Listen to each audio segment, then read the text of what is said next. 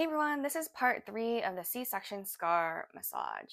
So I will link below part 1 and part 2. Part 1 is basically how to work above the C-section scar. Part 2 is how to work directly on the scar. And then part 3 is a little bit more of an advanced technique.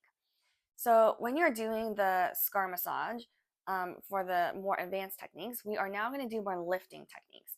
So when you have scar tissue and adhesions, the tissue is kind of adhered down and everything is very kind of knotted up and very tight.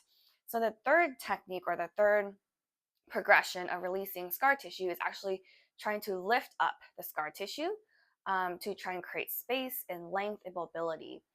So this is your C-section scar. Again, I wouldn't start doing this until maybe around 3 to 4 months postpartum, but again, it depends on what the evaluation of what your pelvic floor PT says regarding your progress and how your scar is healing. So with this is the C-section scar, which I have the tape modeled here. What I like to do is I like to grab 2 fingers and I like to sink my fingers down, squeeze the tissue, and then lift. Now this might be a little bit uncomfortable.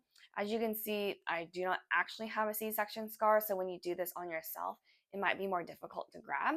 So again, you're just gonna sink your fingers in, pinch, and lift. If that's kind of hard to do, you can even grab 2 fingers. You're gonna sink your fingers down, squeeze, and then you can lift. You can also do it like that.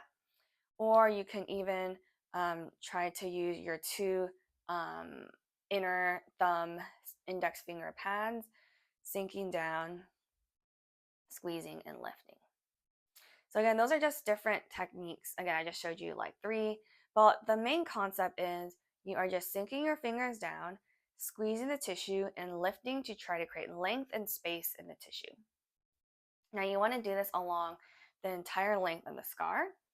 This technique is a little bit more uncomfortable, especially if you are a little bit more tight, because you are not just compressing and massaging, but you're now adding a third component of the lifting. Great, so you could do that along the entire length of the scar. Really make sure you get the ends. The ends tend to be a little bit more tight, so don't forget to get all the way to the corners of the scar.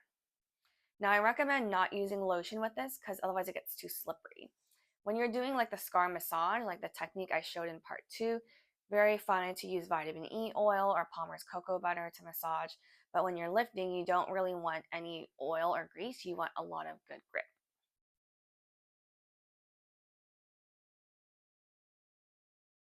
Great. So if you have any questions, please feel free to leave a comment below.